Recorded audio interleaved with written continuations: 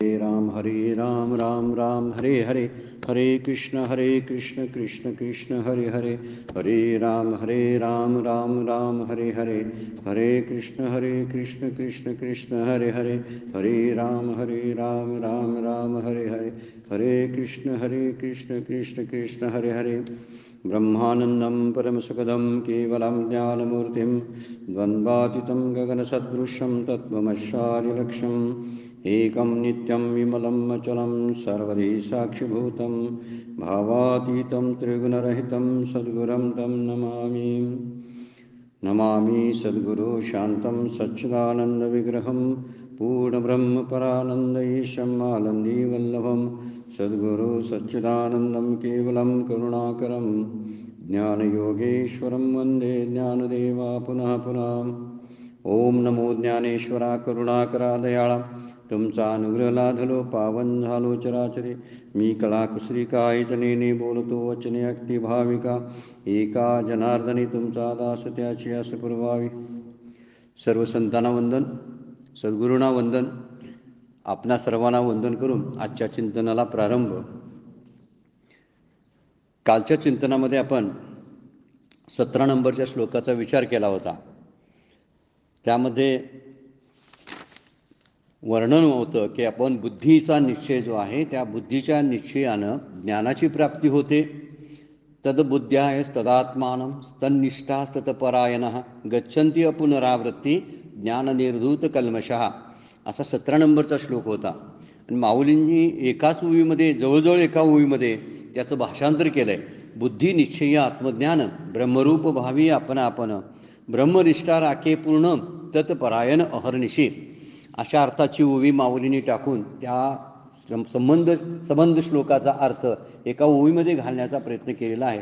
पुढे काही दृष्टांत वापरलेले आहेत, त्या दृष्टांताचाही विचार आपण कालच्या याच्यामध्ये केला की ज्ञानी जे असतात ते तत्पुरुष असतात, जे तत्ववेत्ते जे असतात ते भेद मानत नाहीत, त्यांच्यातली दृष्टी त्यांची जी असते ती अभेद झालेली असते। व्यवहारात वागत असताना ते व्यवहार सांभाळत असतील, इतरांसारखे दिसत असतील, पण दिसत असताना सुद्धा त्यांच्या दृष्टीमध्ये मात्र सगळीकडे समानता आहे। कुणाच्या? त्याचं वर्णन माऊली त्या ह्याच्यामध्ये करतात, बुद्धी निश्चय आत्मज्ञान ब्रह्मरूप भावी आपण आणि ब्रह्मनिष्ठा राखे पूर्ण तत्परायण अहर्निशी, अशी 87 नंबरची उभी आहे।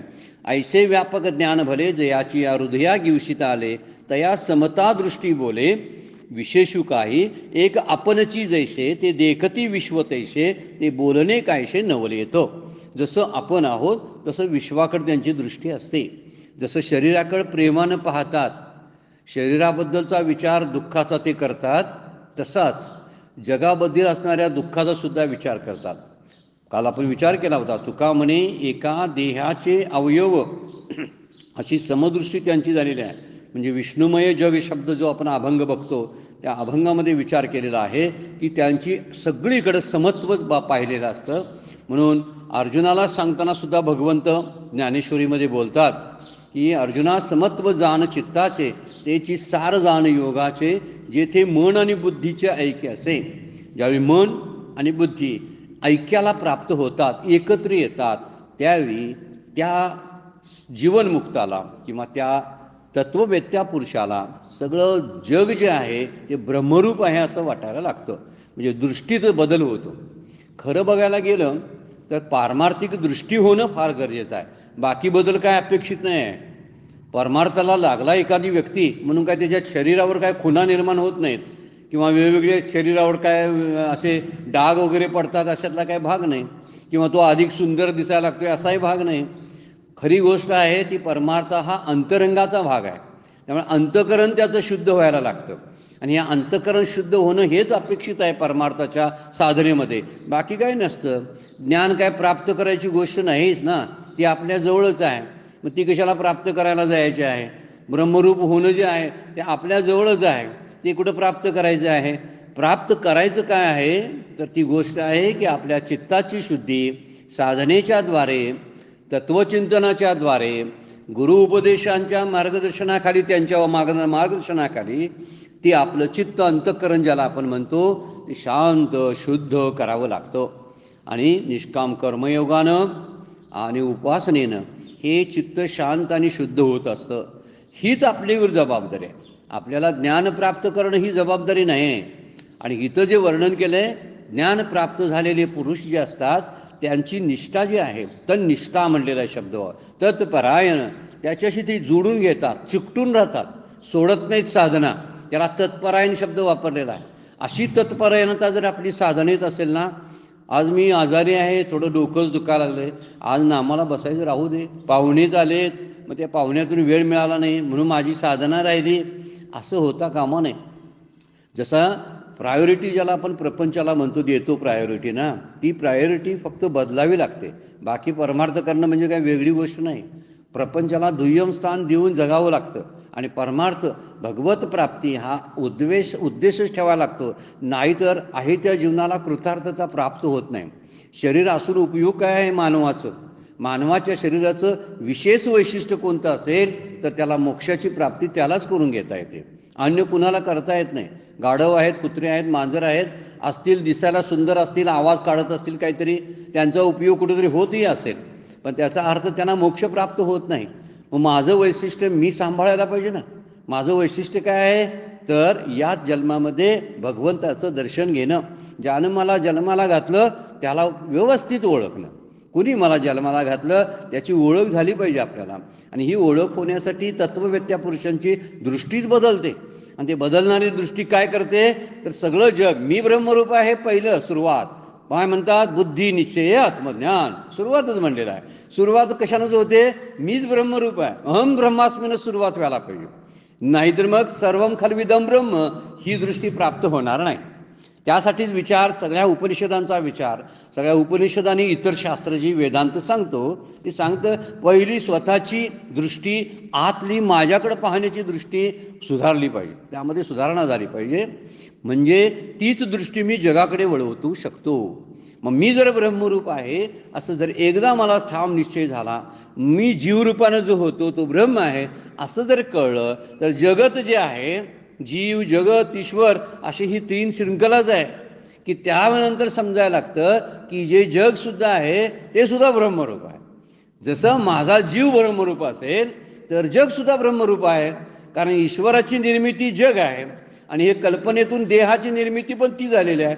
देहाची जशी निर्मिती आहे तशी जगाची निर्मिती आहे. म्हणजे जगाशी कारण आहे तो कारण आहे ना, तो ईश्वर आहे. आणि आता देहाला जो उपयोगाला पडणारा जो मी करतो असं बोलतो तो जीव आहे. हा जीवच ब्रह्मरूप व्हावा लागतो. देह कधी ब्रह्मरूप होत नाही.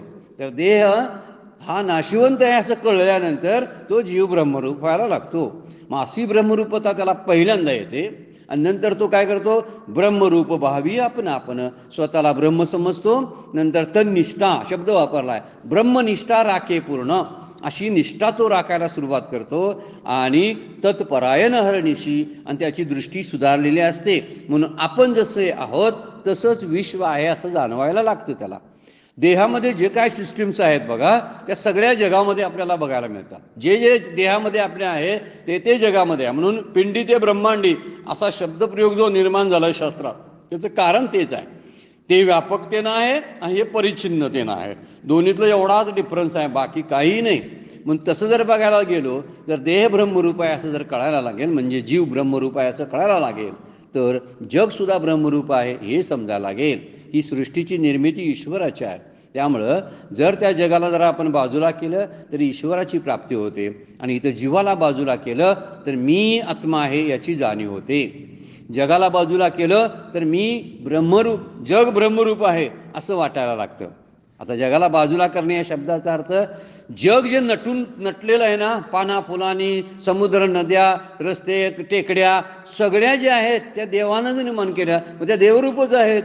फक्त दृष्टी बदलावी लागते. माणसं त्यातली ती सुद्धा तशीच आहे. हा एक दृष्टी जी आहे ती दृष्टी बदलायला सुरुवात होते. आणि म्हणून त्याला सगळं विश्व ब्रह्मरूप आहे असं होतं असं माऊली बोलतात. आता त्या श्लोकाला धरून भगवद्गीता आता परत काय सांगते बघा. प्रसिद्ध श्लोक आहे भगवद्गीतेतला, विद्या विनयन संपन्ने ब्राह्मणे गवी हस्तिनी शुनीचैव शोपाकेच पंडिता समदर्शिना. फार प्रसिद्ध असा श्लोक आहे. समदर्शिना ज्याला आपण म्हणतो, म्हणजे समत्व जे चित्ताचं येतं ते ह्या पंडितांच्याकडे, जे आत्मज्ञानी पुरुष असतात ना, ज्याची दृष्टी आत्मज्ञानी झालेली आहे किंवा ज्याला आत्मज्ञान मिळालेलं आहे त्याला पंडित म्हणतात. मागच्या वेळा आपण त्याची व्याख्या दुसऱ्या अध्यायामध्ये बघितलेली होती. ज्याला त्याची दृष्टी ब्रह्मरूप झालेली असते ना त्याला पंडित म्हणतात. आणि तो कसा असतो? समदर्शिन म्हणजे समत्वानं सगळीकडे पाहतो.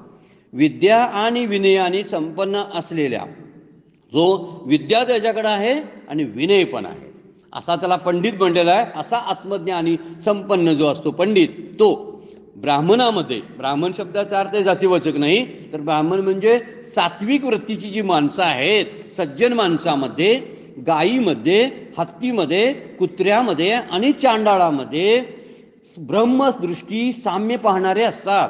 सगळ्यांच्याकडे समानतेनं पाहतात. दृष्टी समानतेची असते त्यांची. कुणाकुणाकडे बघा, ब्राह्मण म्हणजे सज्जन माणसं सुद्धा असू देत, गाय असेत, पशुचं, आता पशूंचं वर्णन केलंय, गाय, हत्ती, कुत्रा आणि चांडा यांची जी वर्णन आहेत, भगवद्गीता काय उगीच शब्द वापरत नाही बरं काय, म्हणजे त्याच प्राण्यांची नावं घेण्यापाठीमागेही उद्देश तसा असतो. आणि म्हणूनच त्यांनी ते शब्द वापरलेले आहेत की जो विद्या विनयाने संपन्न असतो. खरंच आहे, जिथं विद्या असतं तिथंच विनय असतो किंवा असायला पाहिजे. There should be. नाहीतर सगळं बिघडून जाते. बिघडलं त्याचं कारण आहे, खूप ज्ञानी माणसं किंवा विद्येनं संपन्न असलेल्या माणसांच्याकडेच अहंकार जास्त असतो असं बघायला मिळतं आपल्याला. तिथं विनयता संपलेली असते. विनयता ही आणि ज्ञान दोन्ही एकत्र असतात आणि असायलाच पाहिजे, तरच ते शोभून दिसतात. म्हणून इथं दोन शब्द वापरलेत, विद्या विनयनं संपन्ने, दोन्हीनं संपन्न असलेला. ज्याच्याकडं विद्या म्हणजे ज्ञान आहे आणि ज्यांच्याकडं विनयता म्हणजे नम्रता सुद्धा आहे. ही नम्रता सांभाळणं फार कठीण असतं. आणि विशेष करून कुणाला, की ज्यांच्याकडं शास्त्राचं ज्ञान आहे, आणखीन कशाचं तरी ज्ञान आहे, ज्यांनी कसली तरी विद्या प्राप्त केलेली आहे, त्यांनाच गर्व येतो, अन्यांना येत नाही. ज्यांच्याकडे काही नाही त्यांना कसला गर्व येईल?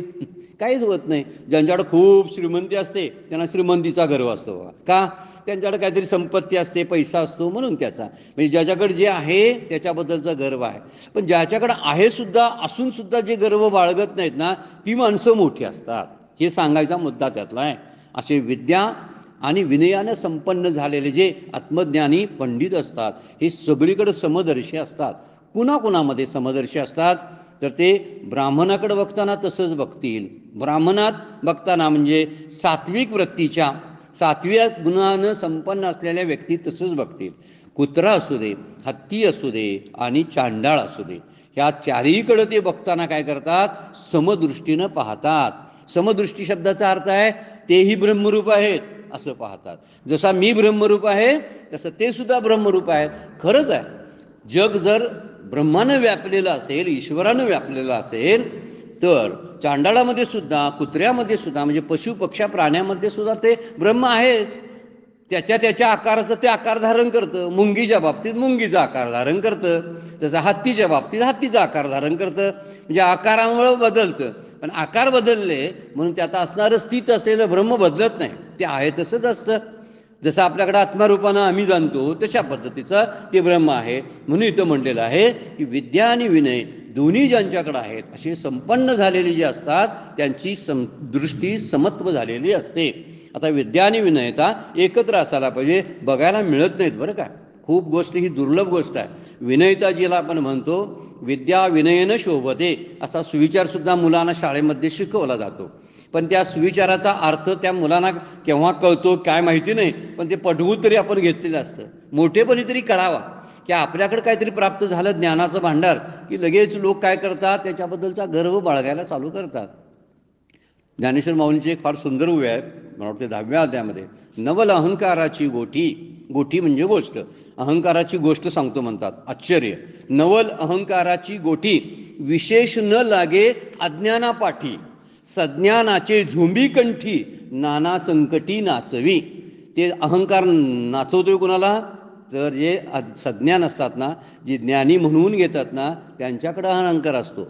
आणि अज्ञानाला काही त्रास देत नाही. ज्याच्याकडे अज्ञान आहे तो काय म्हणेल, काय त्याला कसला गर्व असणार आहे? पण झोंबतो कंटाच्या कुणाला? सज्ञानाचे झोंबी कंठी. नवल अहंकाराची गोटी विशेष न लगे अज्ञानापाठी. अज्ञानाच्या पाठी तो विशेष लागत नाही. मग लागतो अहंकार कोणाच्या पाठीमागं? ज्यांच्याकडे ज्ञान आहे, विद्या आहे, काहीतरी आहे, त्याच्या पाठीमागं लागत असतो. ज्यांच्याकडे जे आहे ते त्यांनी जर सांभाळून जर आपला नम्रता ठेवली तर ते मोठे होतात ना. सृष्टीतली सगळी रूपं जर आपण पाहिली, सगळे सृष्टी नम्र आहे बघा. जे जे ईश्वरानं निर्मित आहे ना, सगळं नम्र आहे. मग मी सुद्धा ईश्वराची निर्मिती आहे, मग मला ज्ञानाचा अहंकार काय येतो? हा मुद्दा आहे ना.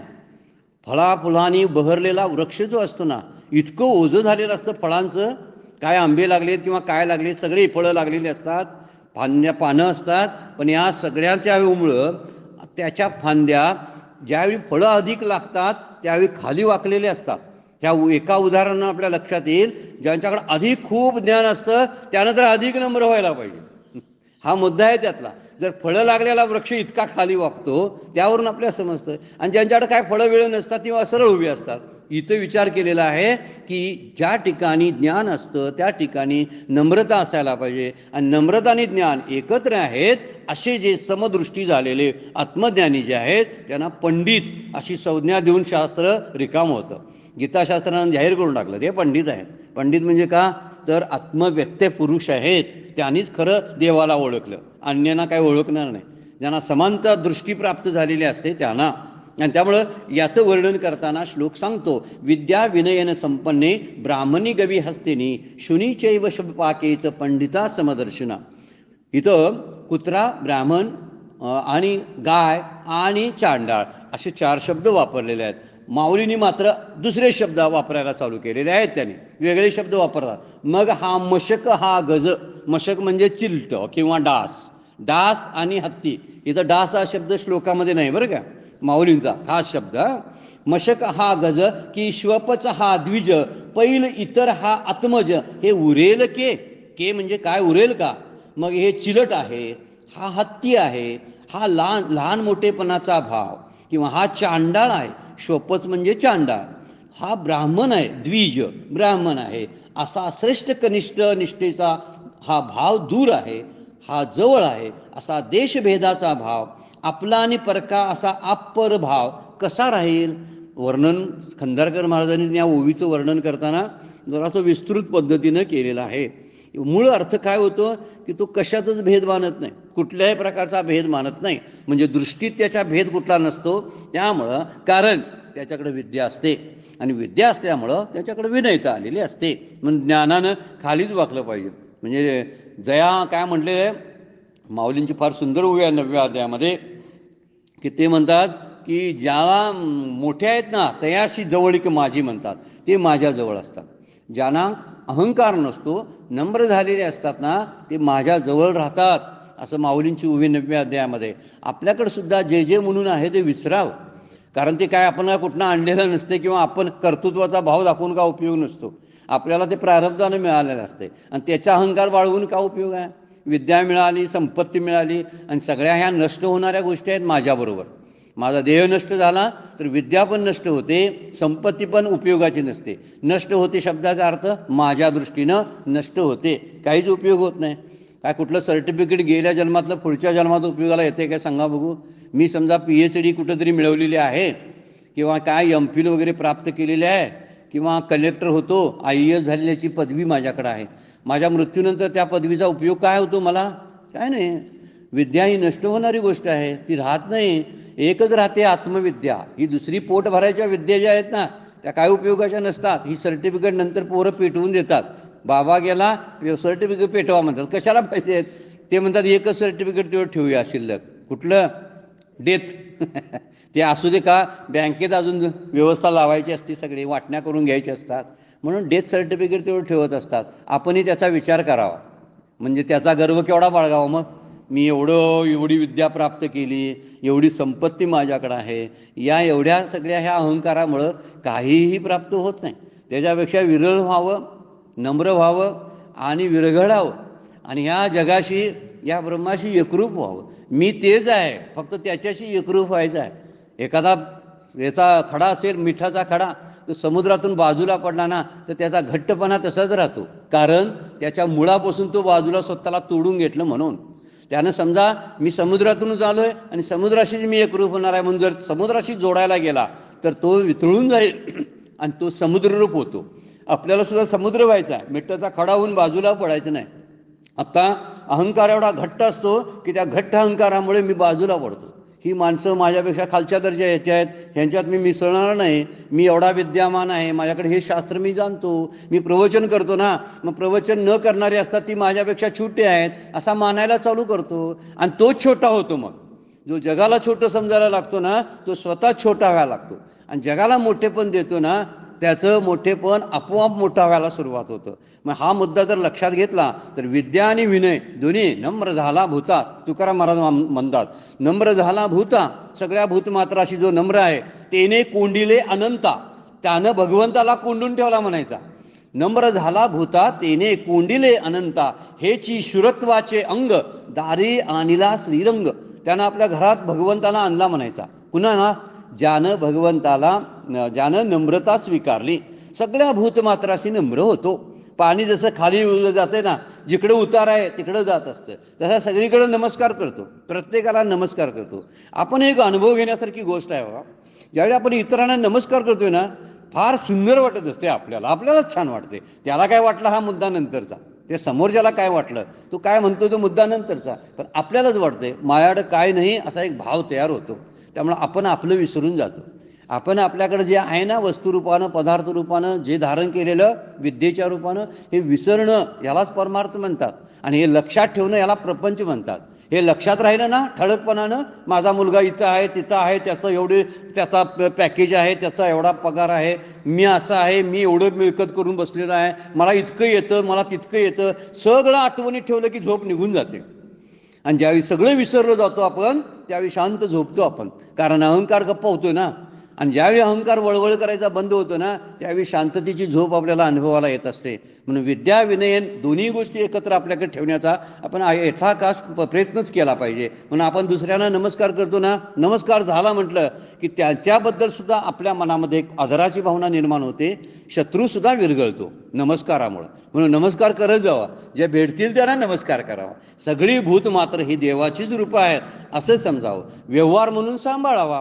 व्यवहाराच्या दृष्टीनं व्यवहार म्हणजे काय समत्वा नव्हे, व्यवहाराच्या बाबतीमध्ये व्यवहाराच्या बाबतीत असावं. कालच्या एका चिंतनामध्ये आपण बघितलं होतं की विंचू सुद्धा हे भगवंताचं रूप आहे, साप सुद्धा भगवंताचं रूप आहे. तुकाराम महाराज म्हणतात तुका म्हणे विंचू सर्प नारायण, वंदावे दुरून शिवो नये. आहेत की नाही रूपती, नारायणाची रूप आहेत, नमस्कार म्हणायचं सापाला म्हणायचं, तर जायचं नाही जवळ त्याला, हे तूच नारायण आहेस ये माझ्याजवळ तुला गळ्यात घालतो, मग ते करायचं ते काम करणार आहे. इथं म्हणायचा व्यवहार सांभाळणं आणि लांबून काय बघायचं, हे नारायणाचं रूप आहे. याला म्हणायची ही विद्या विनयन संपन्ने ब्राह्मणे गवी हस्तिनी शुनी चैव शिवपाके पंडिता समदर्शिना. हा शब्द महत्वाचा आहे, समदर्शिन होणं फार गरजेचं आहे. आणि ते शक्य पण आहे, समवर्तन करता येत नाही पण समदर्शी होता येतं. समदर्शी व्हायला काही अडचण नाही आहे. आणि समदर्शी होतात ते आत्मज्ञानी पुरुष जे असतात ते हत्ती काय कुत्रं काय गाय असू दे ना तर चांडाळ असू दे सगळ्यांना समत्वानं बघत राहतात. हे समत्व येणं फार गरजेचं आहे. आणि म्हणून त्या दृष्टीनं विचार आपण जर करायला लागलो तर की किती सगळी नारायणाची रूपं असली तर व्यवहार म्हणून काहीतरी गोष्टी सांभाळाव्या लागतात. तो व्यवहार व्यवहाराच्या ठिकाणी सांभाळावा. म्हणून विष्णुमय जग वैष्णवाचा धर्म भेद अभेद भ्रम अमंगळ. तुकाराम महाराजांचा अभंग प्रसिद्ध आहे. त्यातच ते म्हणतात तुका म्हणे एका देहाचे अवयव सुख दुःख जीव भोग पावे. सगळी ही जी आहेत ना माणसं, सगळे जे भूत मात्र जे आहेत, सगळे जीव हे एका देहाचे अवयव आहेत. जसे माझ्या एका शरीराला नाक डोळे कान हात पाय माझेच कसे अवयव आहेत. एका जरी बोटाला जरी काहीतरी जखम झाली तर त्याचा दाह कुठं होतो, डोळ्यातून टच दिशी पाणी येतं.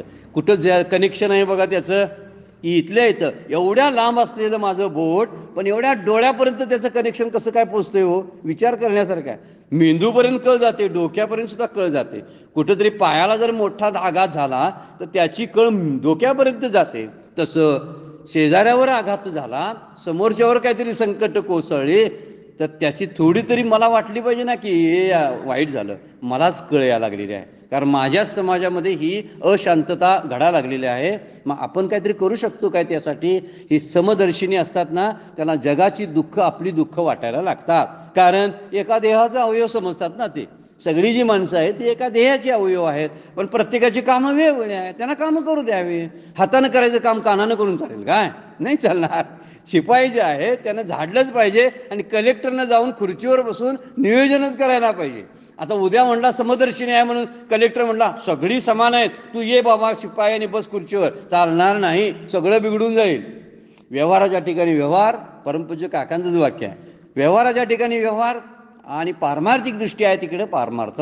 ह्या दोन्ही ज्याला सांभाळता येतात, ज्याला समतोल सांभाळता येतो, तारेवरली कसरत आहे बरं काही, पण तरीसुद्धा ज्याला सांभाळता येते ना, ती काय होतात, अशा विद्येमध्ये पारंगत होतात. म्हणून गायी, हत्ती, कुत्रा, चांडा ह्या आत्मज्ञानी पंडित जे असतात यांच्या ठिकाणी त्यांची समदृष्टी प्राप्त झालेली असते. आणि म्हणूनच म्हणलेलं आहे की महापुरुषाची दृष्टी ही परमतत्वावर असते, उपाधीवर नसते. उपाधी म्हणजे नंतर तयार झालेलं कवर त्याच्या भोवती असतं, ते त्याच्या भोवती असलेलं कवर असतं. म्हणजे आपण कपड्यावरून लोक पाहतो ना, फार चूक करतो आपण. कपड्याच्या आत असतो तो खरा माणूस असतो, आपल्याला माहितीच नसतं, म्हणून कपड्यावरून पाहतो. किंवा सुंदर मुलगी आहे, सुंदर मुलगा आहे, आता लग्न करायला ते हरकत नाही, आम्ही मुलगा बघितला फार सुंदर आहे. आता सुंदर मुलगा आहे पण सुंदर हृदय आहे का त्याचं बघायला पाहिजे ना. हा मुद्दा कधीच पाहिला जात नाही. आणि हे जे महापुरुष असतात ना, त्यांची दृष्टी आत असते, बाहेर नसते, कवचावर नसते, आतल्या गाभ्यावर असते. आपली सुद्धा दृष्टी अशी बदलता आली पाहिजे. उपाधीवरून दृष्टी काढून घ्यावी. देह ही उपाधी आहे आणि आतमध्ये देह काय, देह ही पंढरी, आत्मा पांडुरंग, अभंग जायतो. आता याचा अर्थ काय बघा, देह आहे पण हा देह वरची उपाधी आहे. पण खरी उपाधीच्या पाठीमाग तत्व कुठं असणार आहे ते नांदतं, त्याच्या पाठीमाग असतं. आपण मूर्तीकडे पाहतो आणि मूर्तीच्या पाठीमाग असलेलं तत्व पाहायला विसरतो. पाठीमाग चैतन्य असतं. माऊलींची एक ओवी आहे, 2ऱ्या अध्यायामध्येच आपण बघितली, या उपाधी माझी गुप्त, चैतन्य असे सर्वगत, ते तत्वज्ञ संत स्वीकारती. जे तत्वव्यक्ती पुरुष असतात ते कशाचा स्वीकार करतात, आत असलेल्या चैतन्याकडे पाहतात. त्यांची दृष्टी देहाकडे नसते. हे कुत्रा आहे मग कुत्र्याचा आकार असं त्यांच्याकडे नसतं, तर कुत्र्यामध्ये असलेल्या चैतन्याकडे त्यांची दृष्टी असते. म्हणजे उपाधीकडून अधिष्ठानाकडे ते पाहतात. ज्यावर ते तयार झाले ना त्याच्याकडे पाहत नाहीत, पण ज्याच्यामुळं तयार झाले त्याच्याकडे पाहतात. जरासा विचार फार महत्वाचा आहे बरं का. समुद्रातल्या लाटा लहरी असतात बघा, तरंग असतात. मग बरेच जण कशा लाटा येतात जातात असे बघत असतात. पण जरेशी शहाणे असतात ना, ज्यांना खरंच अभ्यास करायची वृत्ती असते ज्यांची, ती काय करतात, समुद्राचं पाणी याच्याकडे बघत असतात. लाटा हा समुद्रातल्या पाण्याची निर्मिती आहे. निर्मितीकडे काय बघायचं, निर्मात्याकडे बघितलं पाहिजे. निर्माता कुठं आहे तो पाहिला पाहिजे. आणि आम्ही अडकलो ते निर्मितीमध्ये अडकलेला आहे. आणि निर्मिती मला नाचवते, निर्मिती मला अस्वस्थ करते. हा देह निर्मिती आहे, माझी नाती निर्मिती आहेत, सगळी माझी प्रॉपर्टी ही निर्माण झालेली आहे. पण निर्माण होण्या पाठीमागं असलेला त्याचं जे प्रेरणा जी आहे, त्या प्रेरणेचा शोधच आपण कधी घेतला नाही. आणि म्हणून आपल्याला देव दिसत नाही. मला देव दिसत नाही, दिसत नाही असे आम्ही बोलतो ना, आणि संत म्हणतात मला दिसतं. स्वामी विवेकानंद जेव्हा पहिल्यांदाच गेले रामकृष्ण परमहंसांच्याकडे, त्यावेळी ते म्हणले तुम्हाला देव दिसलाय का. फार चिकित्सक होते विवेकानंद, असे सहज जायचं आणि कोणतरी म्हणते म्हणून देव आहे आणि श्रद्धा ठेवणाऱ्यातले नव्हते, ते फार चिकित्सक होते. म्हणजे तुम्ही बघितलंय काय, तर म्हणले तुझा देह जितका मला स्पष्ट दिसतो त्याच्या 10 पट मला भगवंताचा देह स्पष्ट दिसतोय.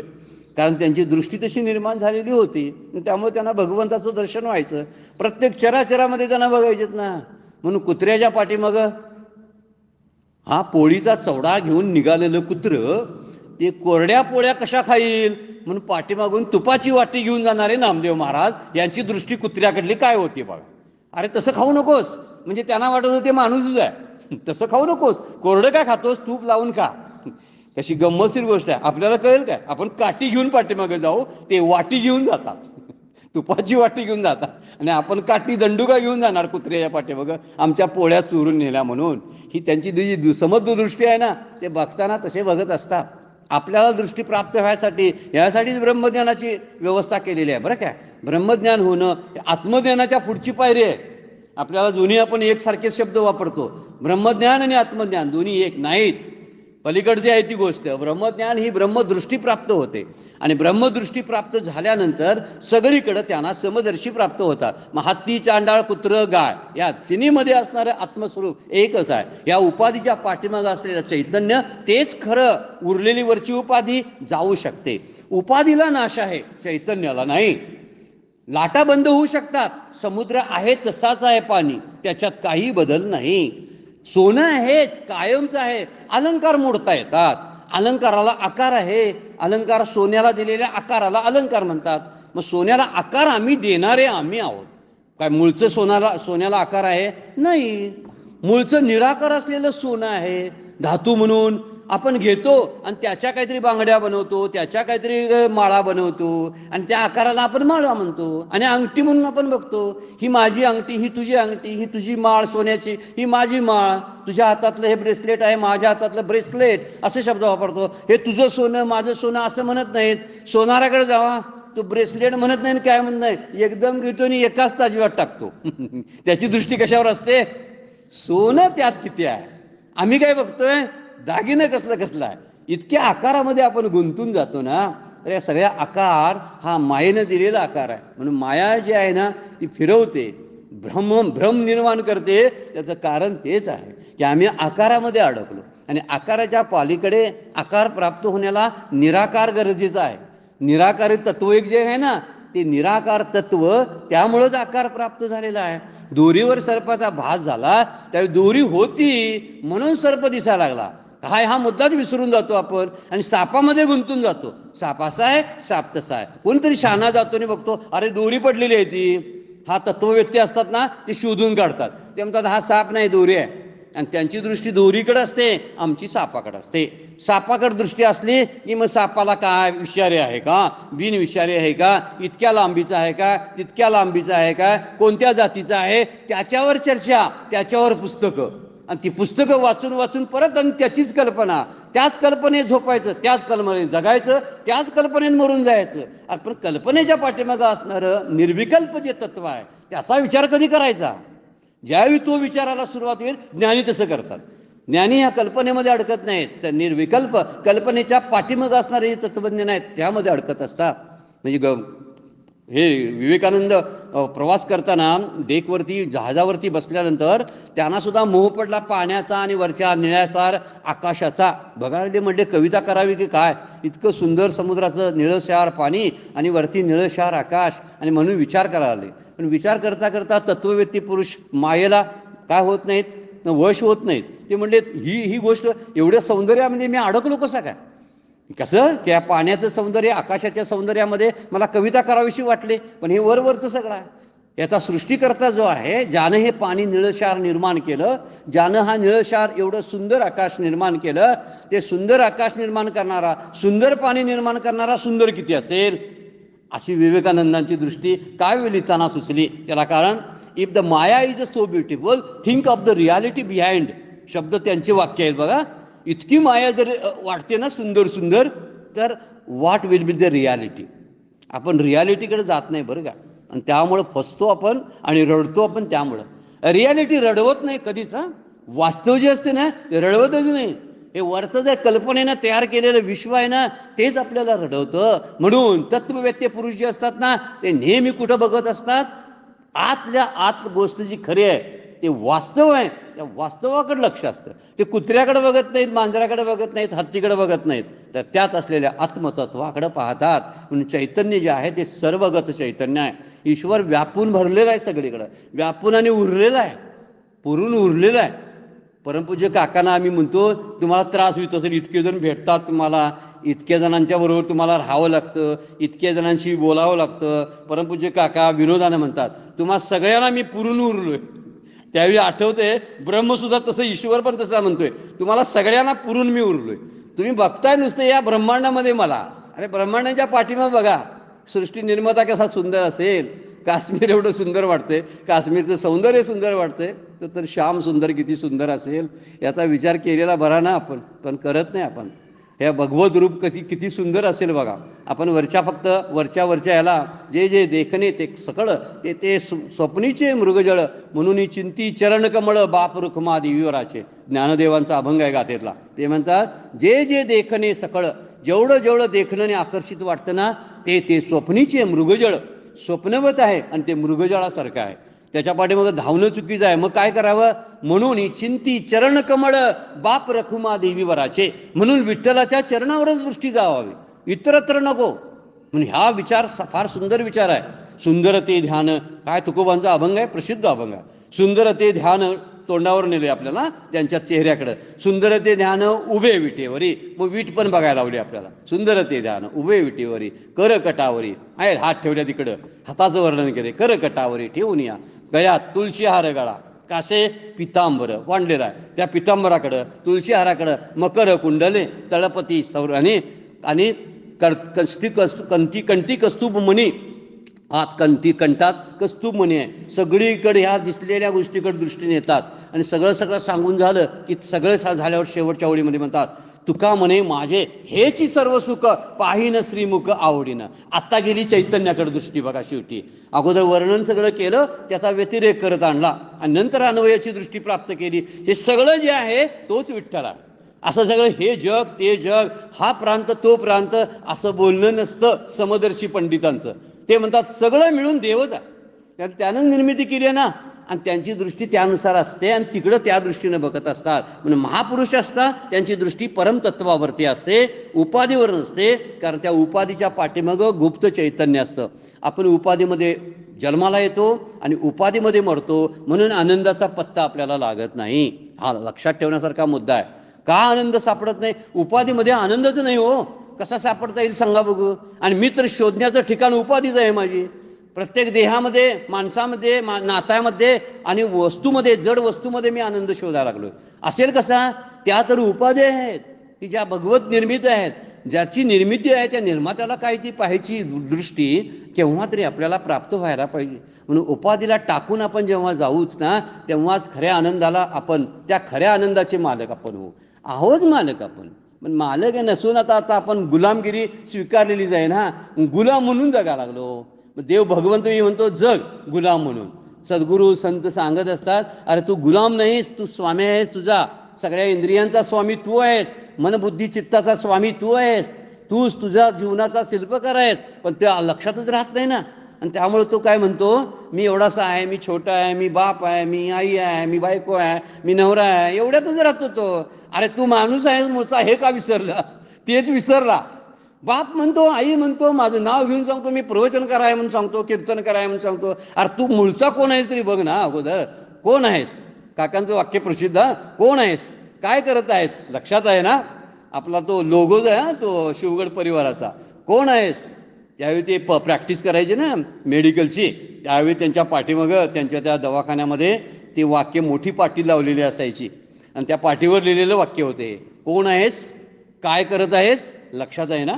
कोण आहेस तू अगोदर शोध. तू कशाला लावून घेतलास? मी अमक्याचा अमका लागतोय. कधी होतास तू? तुझ्या जन्मापूर्वी होतास काय?